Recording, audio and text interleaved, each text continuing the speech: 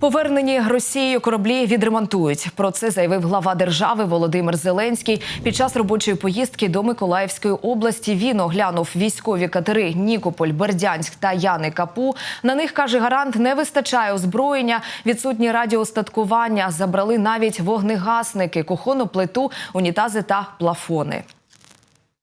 Буде розслідування, ми побачимо всі деталі. Ми обов'язково звернемось до російської сторони, щоб нам повернули все, що там є. А між іншим, паралельно ми готові відремонтувати. Поговорили з паном Воронченко, десь 3 місяці і все буде на ходу.